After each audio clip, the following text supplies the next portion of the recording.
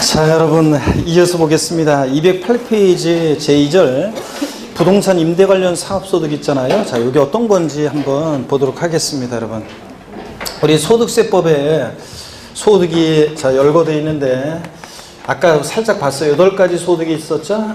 그래서 종합소득이 있고요. 종합소득이 있고, 자, 종합소득이 있고, 그 다음에 퇴직소득, 그 다음에 퇴직소득, 양도소득이요. 이렇게 있습니다. 종합소득에 대한 소득세를 종합소득세, 자, 양도소득에 대한 소득세를 우리가 양도소득세라고 하잖아요. 자, 그런데 그럴 때 종합소득에는 6가지 소득이 열거가 돼 있었는데 우리가 이자소득, 그 다음에 배당소득, 이자소득, 배당소득, 그 다음에 사업소득, 사업소득, 근로소득, 연금소득, 그 다음에 기타소득, 이렇게 해가지고 6가지가 열거가 되어 있습니다. 뭐 우리 시험은 당연히 양도소득이 중요한 거고, 자, 양도소득이 중요한 거고, 여기서 시험 문제가 이제 6문제 내외로, 대여섯 문제가 나오죠. 6문제 내외로 나오는 거고, 양도소득, 그 다음에 사업소득이 우리 시험범인데, 사업소득도 많은 사업소득의 종류가 있잖아요. 자, 저처럼 강의하는 사람들도 사업소득이 발생하고, 또 연예인들의 소득도 또 사업소득이고요. 많은 사업소득이 발생합니다. 그런데 여기서 말하는 우리 시험에서 중요한 사업소득은 부동산 관련 사업소득이 시험범인데, 부동산을 보유 중에 대여해요. 자, 대여해요. 그래서 그 임대업을 통한 소득, 또 그 다음에 부동산을 사업적인 목적을 갖고 팔아요. 매매업을 통한 소득, 또 그 다음에 건설업을 통한 소득, 이렇게 해가지고 우리 자, 소득에 이 3가지가 우리 시험 범위예요. 근데 매매업과 건설업은 뭐 시험에서 한 번도 그러니까 의의 정도를 비교할 수 있는지를 묻는 문제가 옛날 15회 시험 때 나온 적이 있지만, 이게 이제 자세한 내용이 나올 가능성은 좀 낮고요. 임대업을 중심으로 시험 문제가 계속 나왔어요. 그래서 작년에도 이제 나왔고요. 몇 년간 쭉 나오다가 26, 27 안 나왔어요. 제가 28회 시험은 나올 가능성이 높다고 했었는데 작년에 나왔고요. 자, 한 문제가 출제가 되고 있습니다. 자, 그래서 한 문제 출제되고 있는데 임대업을 중심으로 우리가 공부를 하면 되고요. 양도소득은 이제 사업성 없이, 자, 부동산을 자연인 개인이 둘 다 파는 건데, 매매업과 양도소득은 차이점이 사업성 없이 팔면 양도소득이고, 우리 같은 개인이 사업성을 가지고 팔면 사업소득입니다. 자, 사업성을 가지고 팔면 사업소득이고요. 그래서 사업성 여부에 따라서 양도소득과 사업소득 구별하고, 특히 부동산을 보유 중에 대여, 임대업을 통한 소득, 이게 우리 시험범인데, 부동산 임대업이 어떤 거냐, 범위, 자, 그 다음에 어떤 경우에 비과세 되는지, 또 그 다음에 전세주택과 관련한 요 내용을 우리 이제 시험 범위로 합니다. 그래서 작년에는 이제 깊은 내용들이 지문에 있었었는데 좀 어려운 내용이 나왔는데, 어떤 간에 뭐 그 좀 깊은 내용은 임대소득에 대한 그 계산과 관련해서 아주 깊은 내용 틀리라고 냈어요. 아예 그냥. 자, 그런 것까지 우리가 뭐 할 수는 없고요. 자, 이런 것들을 중심으로 우리가 공부를 하도록 합니다. 부동산 임대업이 뭐고, 어떤 경우에 비과세되고, 임대소득에 대해서 전세주택과 관련한 요 내용을 중심으로 보도록 합니다. 먼저 208페이지 보시면요. 제2절 임대 관련 사업소득에서 부동산 임대업의 범위, 어떤 게 부동산 임대업이냐 봅니다. 동그라미 1번, 부동산 임대업에서 발생하는 소득은 해당 과세 기간에 부동산을 대항으로 발생한 다음의 소득을 말한다. 자, 동그라미 1번이요. 자, 다 체크하셔야 돼요. 부동산, 미등기 부동산 포함해서요. 부동산 또는 부동산 상해 권리 대여하는 사업을 말합니다. 또 공장재단이나 그 광업재단을 대여하는 소득도 사업소득이고요. 광업권자, 조광권자 또는 덕대가 채굴 시설과 관련 함께 광산을 대여하는 사업. 그래서 덕대라는 게 뭐냐면 여러분요, 부동산으로 말하자면 임차인 같은 거예요. 타인의 광부에서 광물을 채굴할 수 있는 권리를 빌린 사람이, 그 빌린 사람을 덕대라고 하고, 그 사람이 그 부동산 타인의 광부에서 광물을 채굴할 수 있는 권리를 다른 사람한테 또 대여할 때, 그때 부동산 사업소득이라 얘기입니다. 그래서 이것도 임대업으로 과세합니다. 자, 그래서 미등기 부동산을 포함해서 하여튼 부동산 또는 부동산 상해 권리 대여하는 소득이 사업소득인데, 양가로 2번 구체적인 범위를 봅니다. 먼저요, 한쪽 가르친 1번 부동산, 미등기 부동산 포함해서 또는 부동산 상해 권리 대여로 인한 소득입니다. 먼저 동그라미 1번 토지나 건물 등의 부동산을 대여하고 얻는 소득과 전세권, 자, 부동산 임차권 같은 부동산 상해 권리 대여로 발생한 소득을 말합니다. 자, 이쪽이고 다 동그라미 2번이 올해 이제 2018년도 개정세법 내용이에요.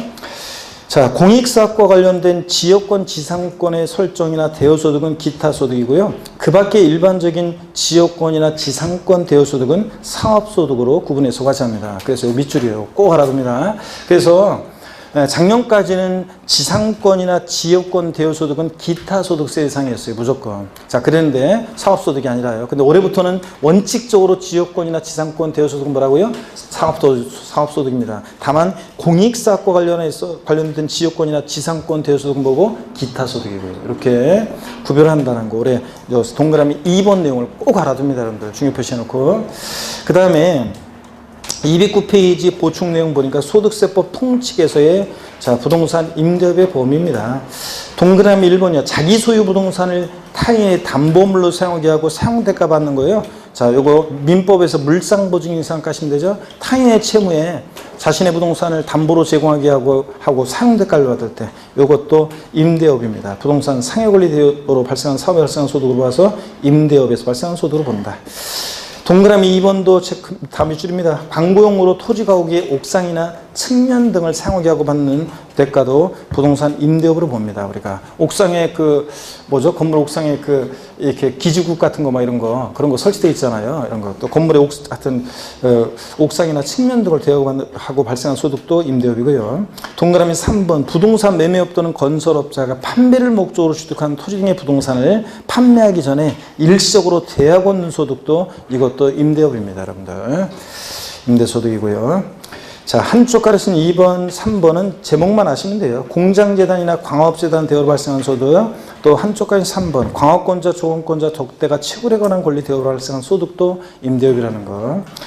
그래서 거기 여러분 보시니까 표를 보니까요. 토지 건물 대여는 사업소득입니다. 토지 건물을 양도하면 뭐고요? 양도소득세 대상이 되는 거고, 전세권이나 지상권, 지역권도 대여하면 사업소득이고, 양도하면 양도소득이고, 단 지역권과 지상권은 공익사업과 관련한 지역권, 지상권의 대여소득은 뭐고? 기타소득이고요. 자, 그 다음에 부동산 임차권은 등기된 부동산 임차권, 자, 요거 대여했다 사업소득입니다. 근데 양도하면 양도소득이고요. 근데 자, 미등기 부동산 임차권은 요거는 대여하면 뭐라고요?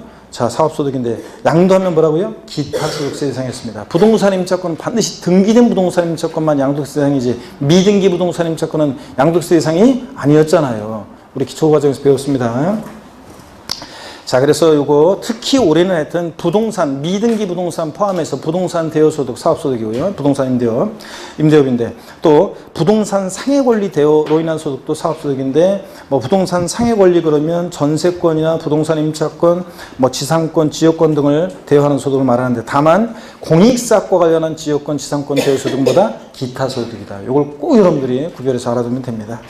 양가로 3번 봅니다. 비과세 부동산 임대소득이요. 자, 먼저 논밭의 임대소득 비과세인데 논밭을요 작물 생산에 이용하게 함으로써 발생한 소득은 비과세입니다. 자, 근데 다만 논밭을 작물 생산에 이용하게 하고 대가 받을 때 부동산 임대업이지 사업소득이지 요거를 만약에 자신의 논밭을 타인에게 모델하우스용 부지로 사용하게 하고 또는 주차장 부지로 사용하게 하고 만약에 대가를 받는다 그럴 땐 과세예요. 자, 논밭을 타인에게 대여하는데 작물 생산에 사용하게 하고 대가 받을 때 뭐한다? 비과세입니다. 중요한 것은 한쪽 가르친 2번 일개 주택 임대소득 비과세 여기가 이제 중요합니다. 시험에 여러 번 나왔습니다. 계속 먼저요.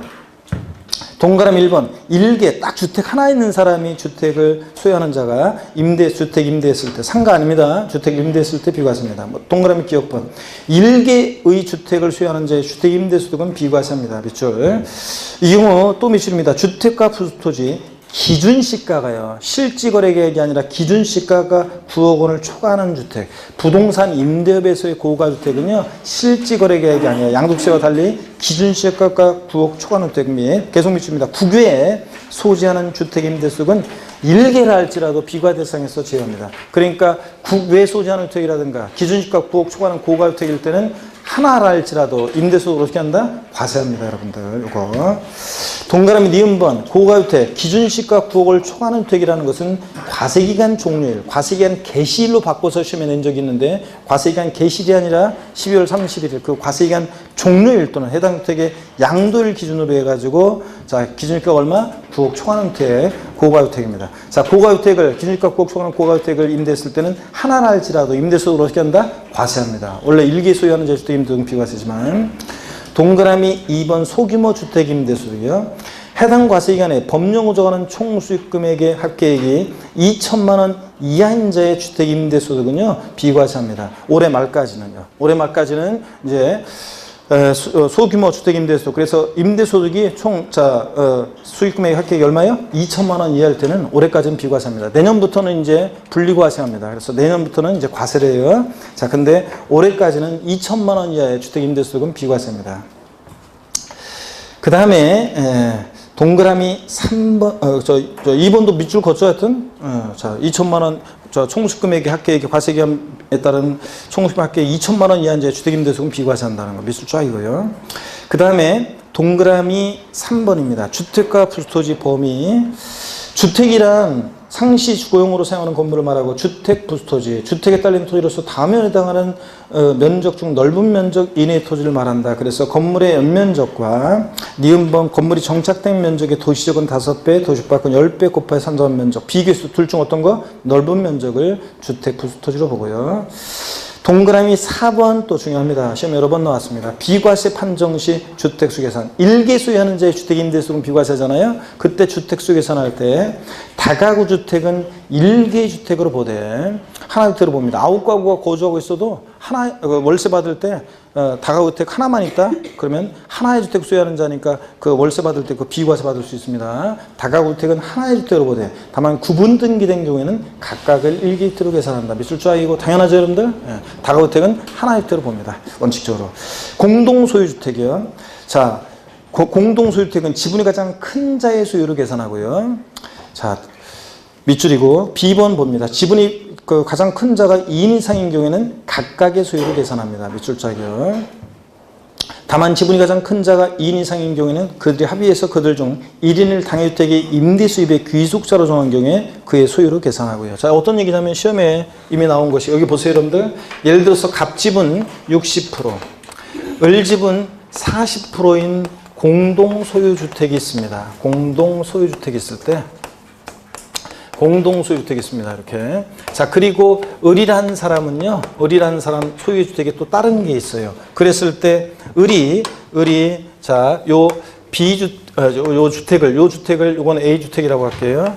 요거 B주택이라고 할게요. 요 B주택을, 요것을 임대했을 때, 을이 임대했을 때, 을은, 자, 1세대 몇 주택자를 본다는 얘기예요? 금방 읽었는데, 여러분들? 1세 몇 주택자로 본다는 얘기예요? 예? 1세 몇 주택자로 봐요? 1주택자로 봅니다. 1세대 1주택자로 봐가지고, 예, 요거 B주택을 임대했을 때 비과세 받을 수 있다, 없다? 있습니다, 여러분들. 1세주택으로 보니까 비과세 받을 수 있어요, 임대소득을. 자, 여러분 봅니다. 왜냐면 지금 뭐라고 되어 있냐면 우리가 금방 읽었잖아요. 공동소유주택은 지분이 가장 큰 자의 소유로 계산합니다. 지분이 가장 큰 자의 소유로 계산하대. 그러니까, 자, 이럴 때 의뢰주택으로 계산하지 않습니다.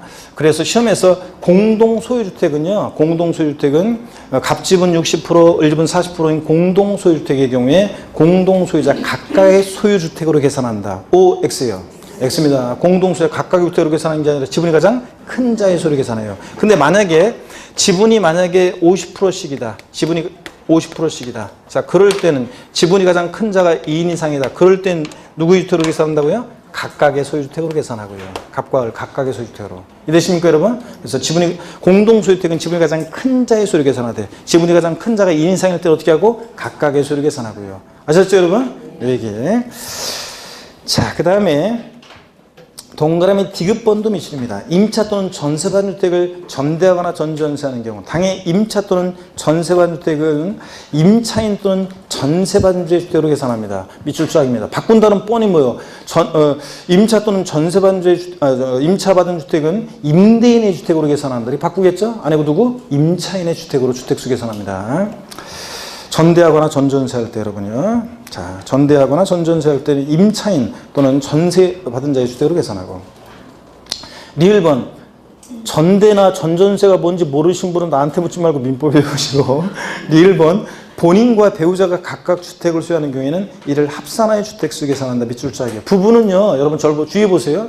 주의해서 부부는 소득세 계산은 부부 따로따로 계산해요. 소득세 계산은 부부도 개인별 과세니까 따로따로 계산하는데 주택 수 계산할 때만 부부 어떻게 한다고요? 합산해서 판단해요. 남편 명의 주택 하나가 있고 부인 명의 주택 하나가 있어요. 그러면 그중에 하나 임대했을 때 1세대 몇 주택이에요? 2주택입니다. 그러니까 비과세 받을 수 없다는 얘기입니다. 그래서 소득세 계산은 따로따로 하지만 주택 수 계산은 부부는 어떻게 한다? 합산해서 판단합니다. 자, 그 얘기고. 밑줄이고요. 자, 그래서 거기 표에 정리가 다 되어 있습니다. 다가구주택은 1개주택으로 보되 구분 등기된 경우는 각각 1개주택으로 계산하고, 시험에서는 다가구주택은 원칙적으로 각각을 독립하여 구기된 부분을 각각 1개주택으로 계산한다. 이렇게 바꾸겠죠? 틀리고 전체를 한 개의 주택으로 보는 게 원칙입니다. 공동소유주택은 원칙적으로 지분이 가장 큰 자의 수로 계산합니다. 자, 각각의 소유주택으로 계산한다 그러면 틀려요. 임차 또는 전세반 주택을 전대하거나 전전세할 때 누기 주택으로 임차인 또는 전세반지의 주택으로 계산하고, 부부는 어떻게 하고 주택수 계산할 때는 합산해서 판단하고요. 그 다음에 이 부동산 임대업의 사업소득금액 계산 있잖아요. 여기 이제 작년에는 여기서 지문에 나온 게 있는데, 일단 뭐 계산은 요거는 다음에 심화할 때 한번 보도록 하겠습니다, 여러분들. 자, 지금은 넘어갑니다. 자, 넘어가요.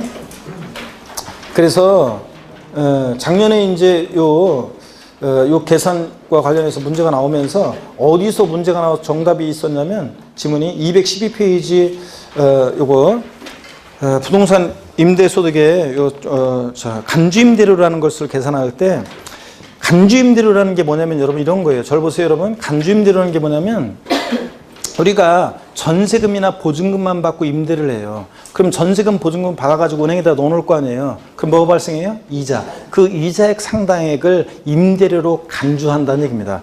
원래 임대소득은 월임대료로 소득세가 계산되거든요. 근데 월임대료가 없어. 자, 보증금, 전세금만 받아서. 그러면 자, 임대소득에 대한 소득세를 어떻게 계산하느냐?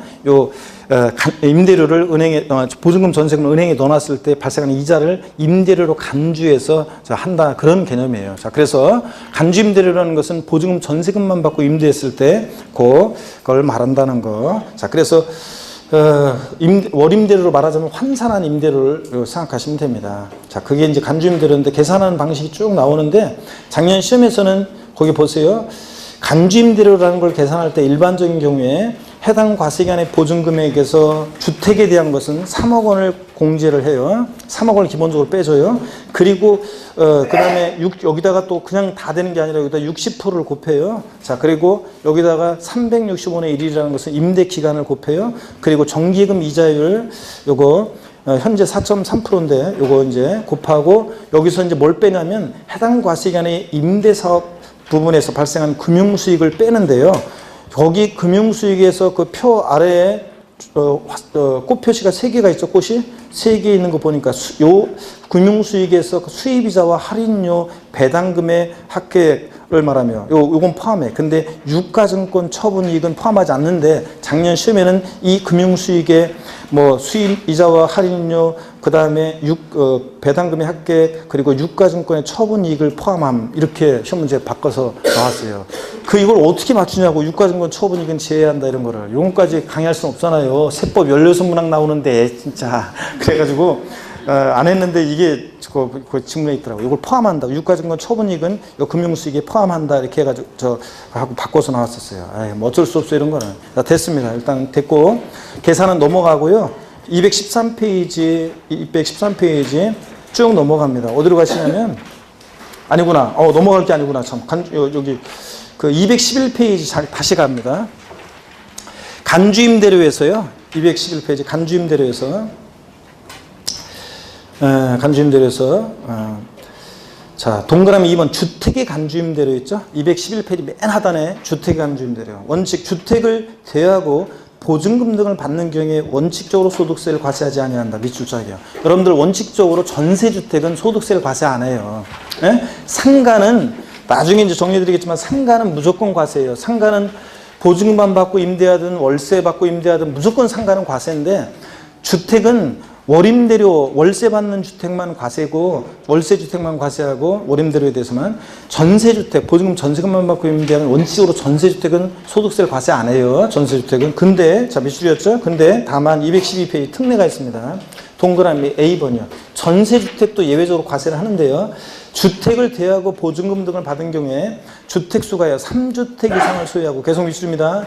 엔드입니다. 주택은 3주택 이상이면서 보증금 등의 합계액이 얼마요? 3억 원을 초과하는 경우에 그 보증금 등을 사업소득금액 계산할 때 총수익금액에 산입합니다. 그래서 몇 주택 이상에 대해 전세주택 과세할 때는 원칙 과세하는데 3주택 이상이면서 엔드 보증금 합계액이 얼마? 3억 원을 초과해야지. 딱 3억까지는 과세한다 안 한다? 안 해요. 자, 동그라미 B번. 다만 위 A의 주택수 계산 시 주거의 용도로만 쓰이는 면적이 1호 또는 1세대당 60제곱미터 이하인 주택으로서 자, 해당 과세기간의 기준시가가 엔드입니다. 1호 또는 1세대당 60제곱미터 이하면서 면적으로는 엔드 해당 과세기간의 기준시가 3억 원 이하인 주택은 자, 이렇게 소형주택일 때 기준시가 3억 원 이하 주택은 2018년 올해 12월 31일까지는 주택수 계산에 포함하지 않습니다. 올해까지는. 그래서 여러분 올해 2018년도에 주택이 세 채가 있어요. 주택이 세 채인데 내가 하나는 거주하고 있고 두 채는 전세를 줬어요. 전세는 줬어요. 자, 전세를 줬는데 그때 다만 그 기준시가 보증금 합계액이 3억 원을 초과하지 않는다거나 서울에서는 그러기가 쉽지 않죠. 자, 지방이 아닌다면은 저 어떡하네? 보증금 합계액이 3억을 초과하지 않는다거나 아니면은 그 세 채 중에서 한 채라도 만약에 전용 면적이 60제곱미터 이하이면서 엔드 기준시가 3억 원 이하다. 그러면 주택수 계산 아예 포함하지 않으니까 그러니까 그때는 전세 보증금에 대해서 소득세 과세한다 안 한다? 안 합니다. 간주임대료 계산 안 해요. 아시겠죠 여러분? 이런 얘기입니다. 그래서 전세주택은 원칙 과세하지 않는데 과세하려면 몇 주택 이상이고 3주택 이상이고 보증금 합계액이 얼마? 3억 원을 엔드 초과할 때만 과세합니다. 자, 그 얘기입니다. 자, 그럴 때 이제 그 간주임대료 계산하는 요게 이제 작년 시험에 계산 조그만 게 나왔었는데 그냥 신경 쓰지 마시고요. 자, 넘어갑니다. 이렇게 해서 요 정도 일단 오늘 봅니다. 그래서 제가 오늘 설명드린 것은 부동산 임대업, 어떤 게 부동산 임대업이냐, 어떤 경우에 비과세 되느냐, 또 주택수 계산, 또 그 다음에 전세주택 말씀을 드렸습니다. 요 정도만 보시면 되겠습니다. 그리고 214페이지 부동산업에서 매매업과 건설업은 참고적으로 보시는 거고요. 일단 넘어갑니다. 자, 그래서 어디로 가시냐면 219페이지 양도소득세로 갑니다. 219페이지 양도소득세요. 양도소득과 관련합니다. 잠깐만요. 218페이지 문제 5번 문제 한번 그럼 볼까요? 작년 기출문제인데 28 기출문제. 작년에는 틀리다고 냈어요, 사실은. 좀 틀리다고 냈는데 네, 한번 보겠습니다, 여러분. 218페이지 5번 문제 작년 기출문제 한번 봅니다. 소득세법상 거주자가 국내 소재, 올해 이제 정확히 얘기하면 2018년도라는 말이 들어가야 되는데 2018년도 국내 소재 부동산을 임대해 발생한 소득에 관한 설명으로 틀린 거 그랬습니다. 1번 지문은 좀 지문을 수정했습니다. 공익사업과 무관한 지상권 대여로 인한 소득은 부동산 임대에서 발생한 소득에 포함한다.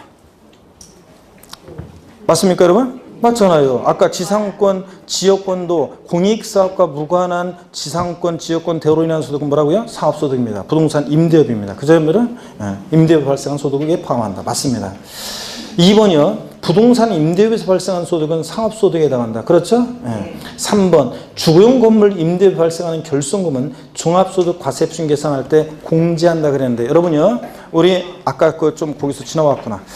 무슨 얘기냐면 213페이지에서 213페이지 이거 왔다 갔다 하면 헷갈리니까 나중에 요약집으로 정리해 드릴게요. 나와요. 양도소득은요. 여러분 봅니다. 양도소득은 일시적 우발적 소득이라 세율별 공제라든가 뭐 같은 세율별 공제에서 공제 못한 결손금이 발생했다. 그럼 다음 연도로 2월에서 공제받을 수 없는데요. 이 부동산 임대부에서 발생하는 결손금은 다음 연도로 2월에서 공제받을 수 있거든요. 다음에 심화이론 때 말씀드릴게요. 자, 그래서 동그라미 3번 봅니다. 주거용 건물 임대에 발생하는 결손금은요. 자, 종합소득 과세표준 계산할 때 공제받을 수 있고요. 또 다음 연도로도 2월 공제도 받을 수 있고요. 자, 4번 봅니다. 부부가 각각 한 주택을 한 채 보유한 상태에서 그중 1주택을 임대하고 연간 1,800만 원의 임대를 받았을 경우에 주택 임대에 따른 과세 소득은 없다. 자, 맞습니까, 여러분? 부부가 각각 주택을 한 채씩 보유하면, 자, 비과세가 아니라 과세를 한다고 그랬죠? 그런데 그중에 1주택 임대가 받은 연간, 자, 부부는 소득세 계산은 따로따로 합니다. 연간 1,800만 원이면 2천만 원 이하의 임대소득은 어떻게 한다? 비과세합니다. 작년에 제가 수없이 강조한 게 2천만 원 이하는 비과세한다는 건 수없이 강조드렸고요. 그래서 2천만 원 이하는 비과세합니다. 맞고, 5번, 임대보증금의 간주임대를 계산하는 과정에서 금융수익을 차감할 때 그 금융수익은 수입이자와 할인료, 수입배당금 요거는 포함한다 하는데 유가증권 처분이익으로 한다는데 유가증권 처분이익은 요거 차감하지 않습니다. 아까 포함한 금융수익에 포함하지 않는다고 그랬어요. 그래서 요거 나왔습니다. 그래서 사실은 문제가 뭐냐면 1번부터 4번까지는 자, 평상시 수업 시간에 배운 내용이에요. 예? 배운 내용인데 5번이 이제 못 보던 거예요. 못 보던 거고. 자, 못 보던 게 나왔어요. 그러면은 일단은 5번이 아무래도 여기 이제 못 보던 거니까 이걸 했어야 되는데 어떻게 하냐면 어쩔 수 없죠, 뭐 이건. 그러니까 그래서 1번부터 4번까지는 확실하고 5번이 처음 본 거야.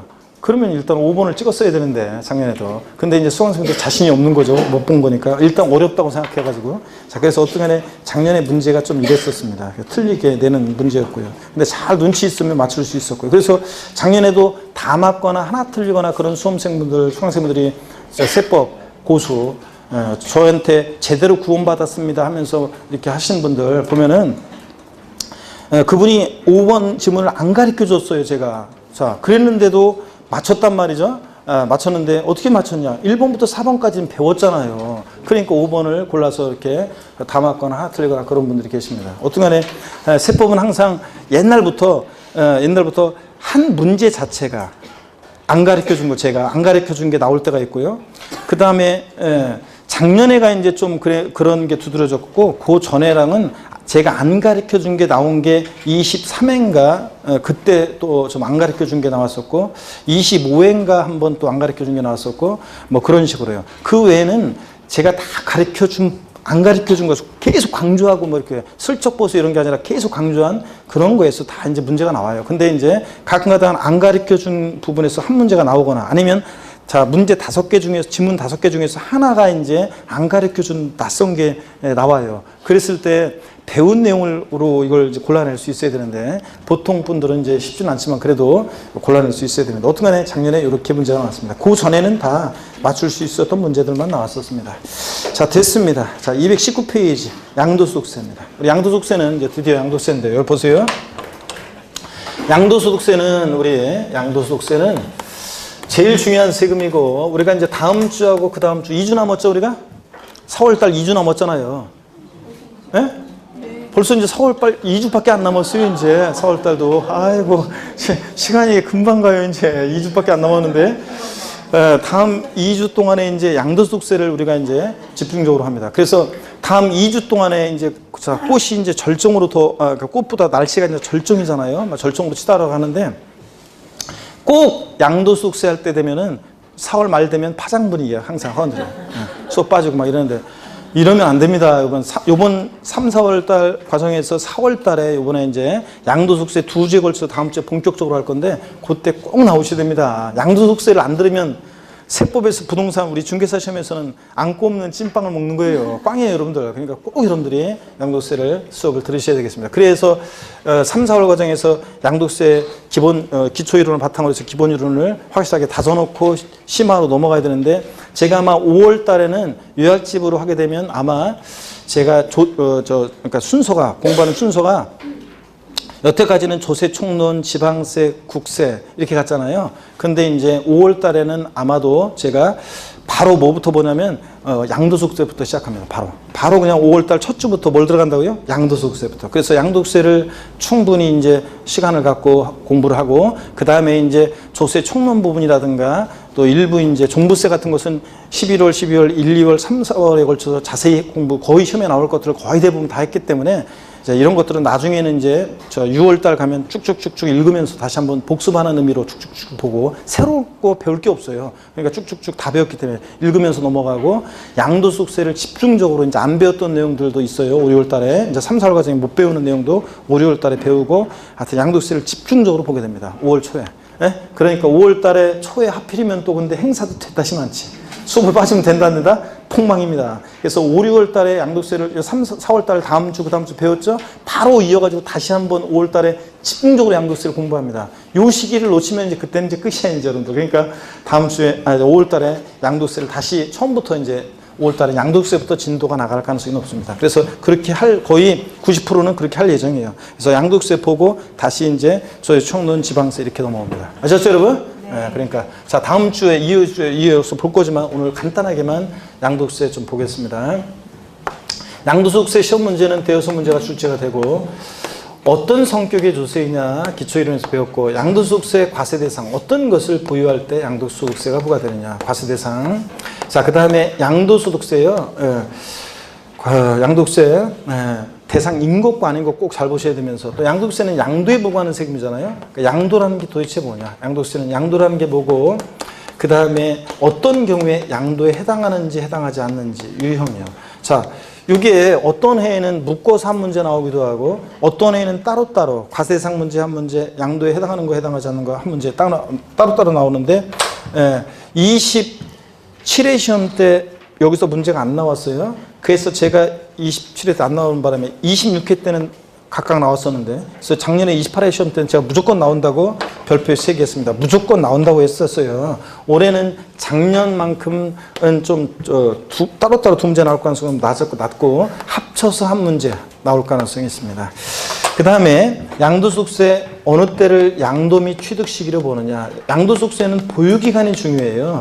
몇 년 보유하고 파느냐에 따라서 양도세는 세금이 확 달라지는데 보유기간 그러면 일반적으로 당해재산 취득일로부터 양도일까지를 보유기간으로 하는데 몇 년 보유했느냐에 따라서 양도세는 세금이 확 달라지기 때문에 자, 이 보유기간 판정의 의미가 있는데 몇 년 전에 한번 시험에 나왔어요. 25회 시험 때인가 나왔어요. 그렇기 때문에 26, 27, 28 안 나왔죠. 그러니까 올해는 이제 양도세, 양도 또는 취득 시기에 어느 때 양도 시기라고 취득 시기를 하냐도 주의해서 여러분들 보셔야 되겠습니다. 자, 그 다음에 올해는 잘 보셔야 되고요. 그 다음에 양도소득세에서 제일 중요한 부분은 양도소득세 계산 과정이에요. 양도소득세 계산 과정.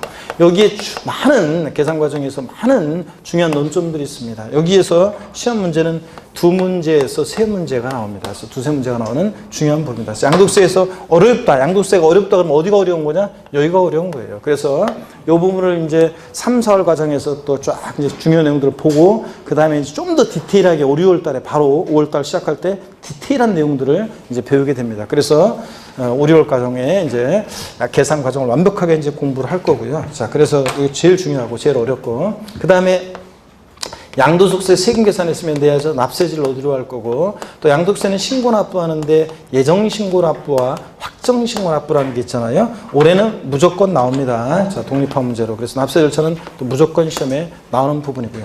또 어떤 경우에 양도소득이 비과세가 되는지 비과세 양도소득이요. 자, 이 비과세 양도소득이 매년 시험에 나오는 건 아니에요. 건너뛰는 해도 있지만 작년에 건너뛰었어요. 그래서 비과세가 작년에 시험에 안 나왔기 때문에 올해는 시험에 또 나옵니다. 무조건. 자, 그래서 이렇게 해서 이런 것들을 테마로 해서 우리 양도소득세를 공부합니다, 여러분. 자, 그러면 219페이지 자, 제1절 양도세 의미 과세 사항에서 의미 특징을 가볍게 봅니다. 의연 양도소득세는 개인이 사업성 없이 토지 건물 등을 유상으로 반드시 대가를 받고 양도함으로 인해서 발생한 소득을 양도자별로 합산해서 자, 1월 1일부터 12월 30일까지 부동산 여러 번 팔아요. 그럼 양도소득을 전부 다 합산해서 고자인 경우에 주소지 관할 세무서에 신고 납부하는 그런 국세입니다. 특징 여러분이 쭉 읽어보시고요. 자, 특징은 쭉 읽어보는 거고 개인주의 과세하고 뭐 이런 것들. 동그라미 4번 밑줄입니다. 동그라미 4번. 양도소득은 소득세 과세 방식 중에서 아까 분류과세한다고 그랬죠? 자, 그러니까 종합소득, 퇴직소득 등과 어떻게 한다? 구분해서 과세한다는 거 밑줄 쫙이요. 자, 그래서 합산하여 포함하여 과세한다. 땡입니다. 이런 것들. 나머지 내용들은 기초과정에서 말씀을 드렸습니다. 그 다음에 220페이지 넘어가서 양도세는 신고 납부하는 세금이고요. 자, 그래서 특징도 동그라미 2번 인세다 보니까 양도세는 1월 1일부터 12월 30일까지 여러 번 부동산 양도하면 양도자별로 어떻게 한다? 합산해서 과세합니다. 인세고요. 그 다음에 분류과세하고요. 자, 그래서 양도소득은 종합소득이나 퇴직소득과 따로 구분해서 과세합니다. 또 동그라미 5번 사실주의 과세입니다. 그래서 양도세는 사실주의 과세한다. 그래서 등기등록 허가등과 뭐한다? 무관하게 과세가 되고요. 그 다음에 등기되지 않아도, 등록되지 않아도, 허가받지 않아도 과세가 되고요. 현황 무관합니다. 양도일 현재 공부상 현황과 사실상 현황이 다르면 무엇에 따라서? 사실상 현황에 따라 과세하고요. 자, 이런 것들 일요 과정에서 쭉 설명드렸기 때문에 오늘은 이렇게 읽으면서 봤고요. 그 다음에 이제 양도세 과세 대상입니다. 양도세에서 어떤 것을 양도했을 때 양도세 부과될 것이냐, 또 양도소득세, 양도라는 것은 뭐고, 자, 개념과 유형 이런 것들, 그 다음에 이제 비과세 이런 것들이요. 그래서 다음 시간에 이제 뭐 이런 것들을 우리가 쭉 이제 배우게 돼요. 자, 그래서 다음 시간에는 과세 대상은 뭐 11월, 12월, 1, 2월 달에 봤기 때문에 이거 쭉쭉쭉 넘어갈 거예요. 자, 아니 잠깐만요. 과세 대상은 한번 보도록, 오늘 그냥 보고 가야 되겠네요. 과세 대상까지는. 자, 그래서 왜냐면 뭐 이거 11월, 12월, 1, 2월 달에 봤기 때문에 편하게 한번 쭉쭉 봅니다. 자, 고기 한번 드시고 여러분들. 자, 221페이지 한번, 220페이지 과세 대상 한번 보겠습니다. 개요. 양도소득세는 열거주의를 원칙으로 하기 때문에 과세 대상은 다음에 열거된 것으로 한다. 그래서요. 부동산 또 주식, 파생상품 등이 있는데요. 먼저 박스 안에 보니까 부동산 당연히 대상이고, 부동산에 관한 권리라는 것이 있는데 대상이 되고, 기타 자산도 대상인데 네 가지가 있고요. 또 주식 출자 지분, 또 파생상품 등이 양도세 대상입니다. 자, 그럴 때 중요한 것은 이제 부동산에 관한 권리, 또 기타 자산, 얘네들이 이제 중요해요. 자, 221페이지 과세 상물의 종류입니다. 토지 당연히 양도세 대상이 됩니다. 이번에 두 번째 줄 보니까 이 경우 토지는 지적공무상 지목에 관계없이 사실상 지목에 의한다. 당연하죠, 여러분들. 실질과세는 직상. 공부상으로는 농지로 되어 있지만 실제 농사 안 짓고 있으면 농지가 아닌 거고요. 다만 사실상 지목이 불분명하면 지적공무상 지목에 의한다. 당연합니다. 형광표로 줄 긋지 마시고요. 건물이란 토지에 정착하는 공작물 중 주택과 점포 뭐 등등 이런 지붕과 벽 또는 기둥이 있는 것으로 건물에 부속된 시설물과 구축물을 포함한다. 그래서 건물 대상입니다. 우리가 건축물이라고 하지 않는 이유는 건물과 독립한 시설물이나 구축물은 대상이 아니기 때문에 그렇다고 했습니다. 건물에 부속된 시설물이나 구축물은 대상이 되지만, 자, 그래서 건물이 대상이다. 건축물이 아니고, 이 경우 건물의 용도는 뭐 실질과세 원칙에 따라 공부상 용도에 관계없이 사실상 용도에 따라고 이런 것들 읽어보시고요. 자, 그 다음에 3번 부동산에 관한 권리입니다. 우리 기초과정 다 본 것들입니다. 자, 부동산에 관한 일정한 권리도 대상이 되는데, 자, 부동산을 동그라미 기억번 이용할 수 있는 권리로서 지상권, 전세권, 등기된 부동산 임차권이 대상입니다. 근데 지상권과 전세권 그 뒤에다 묶어서 이렇게 필기가 돼 있어야 되는데 안 돼 있는 분들은 필기를 하십니다. 뭐냐면 지상권과 전세권 그 뒤에다 묶어서, 지상권과 전세권은 여러분이요 등기와 무관하게 대상이 되죠. 등기와 무관하게 과세 대상이 됩니다. 등기와 무관하게 대상이 된다. 그래서 미등기 지상권, 미등기 전세권 대상이 된다 안 된다? 지상권, 전세권이요. 부동산에 관한 권리 중에서 부동산 사용수익에 관한 권리여서 지상권과 전세권은 묶어가지고, 자, 등기와 무관하게 대상이 됩니다. 미등기 지상권, 미등기 전세권 대상이 됩니다. 자, 근데 용익물권이라고 하는데 얘네들, 그 용익물권 중에서 지역권은 대상이 된다 안 된다? 안 된다는 거. 자, 그 다음에 거기 등기된 부동산 임차권, 자, 등기된 부동산 임차권, 부동산 임차권은 반드시 등기된 부동산 임차권만 대상이지. 자, 요거 돼지꼬리 땡냐 해가지고요. 자, 미등기 부동산 임차권은, 등기되지 않은 미등기 부동산 임차권은 대상이 된다 안 된다? 안 된다는 거. 자, 부동산 임차권 반드시 등기된 것만 대상이라는 거. 여기에 필기가 돼 있어야 됩니다. 그죠, 여러분들? 자, 졸리신 분이 계시네. 하나, 둘, 셋, 네 번째. 근데 누구라고 얘기는 안 하겠는데. 자, 졸고 계신 분. 자, 힘내시고. 자, 그 다음에 동그라미 니은번입니다. 부동산을 관한 권리 중에서는 부동산을 취득할 수 있는 권리가 대상인데, 부동산의 취득 시기가 도래하기 전에 당해 부동산을 취득할 수 있는 권리 상태를 말하죠. 보충 내용을 다 알아두셔야 되는데, 부동산을 취득할 수 있는 권리란 부동산의 취득 시기가 도래하기 전에 취득할 수 있는 권리로서 다음과 같다. 그래서 하나하나 다 체크해서 밑줄입니다. 건물이 완성되는 때 그 건물과 이에 부수되는 토지를 취득할 수 있는 권리로서 아파트 당첨권, 분양권, 입주권 같은 거, 조합원 입주권 같은 거 대상이 된다는 거. 얘네들 갖고 있으면 나중에 아파트 당첨권 갖고 있으면 본계약 체결해서 아파트 완공되면 그 건물과 이에 따른 토지를 취득할 수 있게 되잖아요. 그래서 부동산을 취득할 수 있는 권리로서 대상이 됩니다. 건물이 완성되는 때 건물과 이에 따른 토지를 취득할 수 있는 권리로서 아파트 당첨권, 분양권, 입주권. 자, 그 다음에 지방자치단체나 한국토지주택공사 발행하는 발행기간은 중요하지 않고 밑줄이죠. 토지상환채권. 또 3번 한국토지주택공사 발행하는 주택상환채권. 상환이란 말 들어있는 이 채권을 갖고 있으면 나중에 주택으로 토지로 바꿔주니까 부동산을 취득할 수 있는 권리로서 대상이 됩니다. 근데 시험에서 요거 이런 것들, 그 옆에다가 이런 것들, 국민주택채권 같은 거요. 자, 이거 좀 줘야 되겠다. 국민주택채권 같은 것은, 백날 갖고 있어도 국민주택, 토지개발채권이나 국민주택채권 같은 거, 국민주택채권이나 토지개발채권이나 이런 것들은 백날 갖고 있어도 주택이나 토지로 바꿔줘야 안 바꿔줘요? 안 바꿔주니까 이런 것들은 과대상이 아닙니다, 여러분들. 자, 토지 상환채권, 주택 상환채권, 상환이란 말들은 채권이 대상이지 이런 것들은 대상이 되지 않습니다. 자, 그 다음에 계속 이어서 보시면요. 자, 4번입니다. 부동산 매매계약을 체결한 자가 계약금만 지급한 상태에서 양도하는 권리요. 이게 어떤 거냐? 부동산 매매계약을 체결한 자가 계약금만 지급한 상태에서 양도하는 권리. 이런 게 어떤 거냐 그러면 이런 거라고 그랬습니다. 어떤 주부수강생이 물어봤어요. 시동생 명의로 아파트 분양계약을 체결하고요. 계약금을 치를 때는 간명이었어요. 근데 잔금 치르기 전이거든요. 잔금 치르기 전인데 애들 아빠 명의로 이걸 명의를 바꾸려고 그래요. 자, 어떤 세금이 문제되나요? 갑은요, 부동산을 취득할 수 있는 권리를 양도했다고 본다고 그랬습니다. 그래서 양도소득세가 과세 문제가 발생합니다. 뭐냐면 부동산 매매 계약을 체결하면서 계약금을 치렀다는 것은 계약금을 치른 자가 치르지 않은 자보다 우선적으로 그 계약을 완성시켜서 그 부동산을 취득할 수 있는 지위, 권리를 갖고 있다는 거잖아요. 그러니까 계약금을 치르지 우리가 부동산 매매 계약하면서요.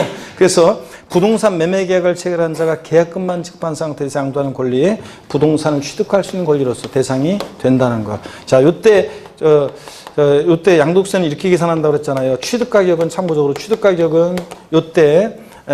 요때까지 계약금, 중도금 들어간 게 있으면 요걸 취득가격으로 하고, 여기다가 양도가격은 여기다가 프리미엄 얹어서 피 얹어서 팔았다 그러면 이 프리미엄 상당액에 대해서 양도세 부과된다고 그랬죠? 우리가 전세권이나 지상권 같은 것도 프리미엄 받고 우리가 피 받고 누구한테 요 지상권이나 전세권을 양도하면 그때 그 프리미엄 상당액에 대해서 양도세가 부과되는 겁니다. 자, 이런 얘기라고 그랬습니다. 하여튼 이런 것도 부동산을 취득할 수 있는 권리로서 대상이 된다. 다 알아두셔야 됩니다. 보충 내용이고. 그 다음에 4번 기타 자산이요. 기타 자산, 글자 그대로 기타 자산 싸그리다가 아니라 글자 그대로 4가지가 있습니다. 동그라미 기억번 사업용 고정자산과 함께 양도하는 영어권이요. 사업용 고정자산 쫙 밑줄입니다. 토지, 건물, 부동산에 관한 권리를 말합니다. 자, 시험에서 그래서 사업용 고정자산과 함께 양도하는 영어권 밑줄짝이요.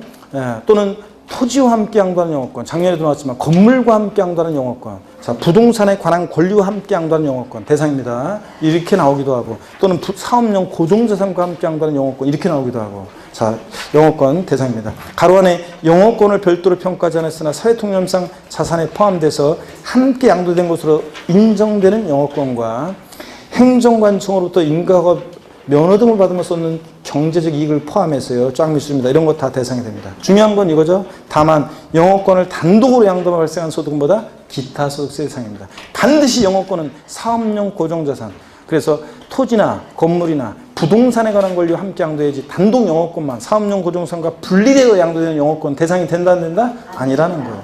됐습니다. 그 다음에 동그라미 니은번 특정 시설물 이용 및 회원권이요. 이용권, 회원권, 그 밖에 명칭 관계없이 시설물 배타적으로 이용하거나 일반 이용자보다 유리한 조건으로 이용할 수 있도록 약정한 단체 구성원이 된 자에게 부여되는 시설물 이용권. 그 옆에다가 예를 좀 적어 놔야죠. 어떤 거요? 골프 회원권 같은 거. 골프 회원권이나 헬스클럽 회원권 같은 이런 골프 또는 헬스클럽 회원권 같은 뭐 고급 사교 클럽 회원권이라든가 회원권이라든가 이런 것들은 이런 등을 말합니다. 골프 회원권 같은 이런 회원권 대상이 됩니다. 그래서 남보다 배타적 우월적 지위에서 시설물을 이용할 수 있는 이용권, 회원권 다 대상이 된다는 거예요, 여러분요. 자, 그래서 여러분요. 여러분 동네에 있는 헬스클럽 회원권 대상이 된다, 안 된다? 된다 그랬습니다. 명칭 불문하고 이용권, 회원권 대상이 됩니다. 동네 있는 회원권도 거래가 안 된다는 것 뿐이지. 자, 그 다음에 가로 안에 법인의 주식 등을 소유하는 것만으로 시설물을 배타적으로 이용하거나 일반 이용자보다 유리한 조건으로 시설물 이용권을 부여받게 되는 경우에 그 주식도 포함해서 대상이 됩니다, 여러분들. 자, 이렇게 해서 회원권적 성격이 들어있는 주식도 포함합니다. 자, 제 친구가 골프장 법인의 대표인데 예를 들자면 우리 법인의 주식을 인수할 생각이 없냐? 좋다. 내가 니네 골프장 법인의 주식을 갖고 있는 것만큼은 회원들이 누릴 수 있는 지위를 누리게 해줘라. 그럴 때 그런 주식은 주주회원권이라고도 하는데 이런 회원권적 성격이 드는 주식은 갖고 있다 팔면 양도세 대상이 됩니다, 여러분들. 제가 좀 빨리 말을 하고 있는데 이 11월, 12월, 1, 2월 달에 다 했던 거기 때문에 지금 좀 빨리 보고 있습니다. 그 다음에 디귿번 특정한 법인 주식, 리을번 특수업종 영위하는 일정한 부동산 과다 보유 법인의 주식도요 일정한 요건에 해당할 때 양도소득세 대상이 됩니다. 기타로서. 그 다음에 5번의 주식 또는 출자 지분도 대상이 되는데요. 기억번에 주권 상장 법인 주식이요. 자, 대주주가 양도하는 주권 상장 법인 주식 대상이 됩니다. 맨 마지막 제줄 222페이지 대주가 양도하는 것 밑줄 대상이 되고요. 또 223페이지 증권시장의 거래에 의하지 않냐고 양도하는 주권 상장 법인 주식, 즉 장외 거래하는 주권 상장 법인 주식 대상이 됩니다. 그리고 그리고 니은번 표 아래에 이 대주주 요건까지는 볼 필요 없고요. 니은번 주권 상장 법인이 아닌 법인의 주식 대상이 됩니다. 자, 그리고 파생상품, 일정한 금융상품도 대상이 됩니다. 자, 자세한 얘기는 못했고요. 파생상품도 대상이 된다. 그래서 거기 한 장 넘기시면요. 224페이지 과세상인 것과 아닌 것이 쭉 나옵니다. 제가요. 다음 주에 있잖아요. 여기부터 좀 더 대상인 거 아닌 걸 다시 한번 복습하면서 여기를 좀 더 설명을 자세히 드릴게요. 그리고 양도의 개념과 형태 이거는 다음 시간에 이제 봅니다. 그래서 자, 본격적으로 양도세. 저를 봅니다. 오늘 배운 거 중에서요. 부동산 우리 소득세에서 부동산 임대업에 대한 거 다시 한번 복습 한번 해봅니다. 부동산 임대소득, 임대 관련 사업소득, 임대업이 어떤 거냐 그러면 부동산 또는 부동산 상해 권리 대여로 인한 소득이 부동산 임대 관련 사업소득인데 임대업인데 미등기 부동산 대여소득은 사업소득입니까? 네? 미등기 부동산 대여소득도 사업소득 맞습니다. 또 그 다음에 또 지상권, 전세권, 또 지역권, 또 부동산 임차권, 대여소득은 뭐라고요? 부동산 상해 권리로서 이런 것들 대여했을 때 지상권, 전세권, 지역권, 부동산 임차권 이런 것들 대여했을 때 자, 부동산 임대업으로서 사업소득이 됩니다. 근데 다만 지역권과 지상권은 공익사업과 관련한 지역권, 지상권 대여소득은 뭐고? 기타소득세 대상이고. 예? 일반적인 그 공익사업과 무관한 지역권, 지상권 대여소득은 올해 바뀌었어요. 자, 뭐라고요? 사업소득이라는 거. 아시겠습니까, 여러분? 작년에 기타소득이었는데 올해 사업소득이 됐다는 거. 그 다음에 공장재단, 광업재단 대여로 발생한 소득이라든가 광업권자, 조급권자, 덕대가 채굴에 관한 권리 대여로 발생한 소득이라든가 이건 제목만 눈에 익히 두시면 되고 또 자신의 부동산을 타인에게 담보로 제공하게 하고 사용대가 받는 것도 뭐라고요? 사업소득입니다. 네? 자, 그 다음에 물상보증인 민법에서 자신의 부동산을 타인의 채무에 담보로 제공하게 하고 사용대가 받는 것도 임대업이고 사업소득이고 그 다음에 건물의 옥상이나 측면을 대여 걷는 소득도 사업소득입니다. 자, 부동산 매매 사업자 등이 판매를 목적으로 취득한 것을 판매하기 전에 대여해서 발생한 소득도 뭐라고요? 임대업입니다. 사업소득이에요. 자, 범위 어떤 게 부동산 임대업이냐? 이런 게 부동산 임대업입니다. 그 다음에 비과세. 논밭의 임대소득 비과세입니다. 자신의 논밭을 타인에게 작물 생산에 사용하게 하고 사용대가 받으면 비과세입니다. 또 일개 소유하는 제 주택 임대소득은 어떻게 한다? 비과세입니다. 주택 딱 하나 갖고 있는 사람이 임대했을 때 대여소득 비과세하는데 다만 한 개라 할지라도 과세되는 경우가 있습니다. 어떤 거? 고가주택과 국외에 소지하는 주택은 1주택이라도 과세를 합니다. 이때 일개 소유는 주택 임대소득 비과세에서 한 개라 할지라도 과세가 되는, 즉 비과세 배제되는 고가주택이라는 것은 자 실지 거래가 합계액이 아니라 기준시가로 얼마? 9억 원 초과하는 주택을 말합니다. 딱 9억까지는 아니에요. 9억 초과하는 주택이고 과세기간 이때 기준시가라는 것은 그 9억 원 초과하는 주택이라는 것은 과세기간 개실이 아니라 종료일 현재 또는 양도일 현재를 기준으로 기준시가 9억 초과하는 고가주택을 임대했을 때는 하나를 할지라도 어떻게 한다? 과세를 합니다. 자, 근데 또 요거 그다음에요. 또 해당 과세기간의 총수익 임대소득에 대한 총수익 금액이 얼마 이하일 때 올해까지는 임대소득 과세하지 않는다 그랬어요? 2천만 원 이하일 때. 작년에 1,800만 원 나왔잖아요. 2천만 원 이하일 때 과세하지 않습니다. 자, 그다음에 또 이 일개 소유는 주택 임대소득 비과세에서 그 주택 수를 계산할 때 다가구 주택은 매 한 가구마다를 독립한 일개 주택으로 봅니다. 아니고 다가구 주택은 어떻게 한다? 전체를 한 개 주택으로 봅니다. 구분 등기되어 있지 않는 한은 전체를 한 개 주택으로 보고, 자, 그 다음에 공동소유주택은 공동소유자 각각의 소유주택으로 계산합니다. 아니고 원칙은 뭐라고요? 지분이 가장 큰 자의 소유를 계산하되. 이게 먼저예요. 지분이 가장 큰 자의 소유를 계산하되. 지분이 가장 큰 자가 2인 이상일 때 어떻게 한다? 각각의 소유를 계산합니다. 갑지분 60%, 월지분 40%인 공동소유주택은 누구 주택으로? 갑의 주택으로 계산합니다. 지분이 가장 큰 자의 소유로. 지분이 가장 큰 자 2인 이상일 때가 각각의 소유고. 그 다음에 또 전대하거나 전전세한 주택은 임대인의 주택으로 계산해요? 임차인의 주택으로 계산해요? 임차인, 전세반자의 주택으로 계산합니다. 임차인이나 전세반자의 자의 주택으로. 임대인 아니라는 거. 부부는 주택수 계산할 때 어떻게 한다? 합산해서 판단합니다. 소득세 계산은 따로지만 주택수 계산은 부분 어떻게 한다? 합산해서 판단한다는 거. 그 다음에 또요, 우리가 소위 말해서 주택 임대소득은 이거 월임대료에 대해서 월세주택에 대해서 소득세를 과세하는 거고, 전세주택은 원칙적으로 간주임대료라는 걸 계산한다 안 한다? 안 해요. 전세주택은 소득세 계산하지 않는데, 다만 자 전세주택은 자 간주임대료 계산하는 게 몇 주택부터? 3주택 이상이면서 보증금 합계액이 얼마? 3억 원을 초과할 때만 과세합니다. 딱 3억까지는 아니에요. 초과해야 되고. 이때 주택수 3주택 주택수 계산할 때 전용 면적이 60제곱미터 이하이면서 기준시가로 3억 원 이하인 주택은 올해까지는 3주택 주택수 계산에서 어떻게 한다? 제외합니다, 여러분들. 자, 이런 것들, 이런 정도 오늘 일단 임대업에 대해서 꼭 알아두시고요. 됐어요, 여러분들? 그리고 종합부동산세는 뭐 많이 했었기 때문에 다음 주에 이제 쭉 복습을 할 때 하도록 하겠습니다. 여러분 고생 많으셨고, 다음 주에 양도세 본격적으로 들어가는데 이제 빠지면 된다 안 된다? 안 됩니다. 다음 주에 씩씩한 모습으로 다시 뵙도록 하겠습니다. 고맙습니다.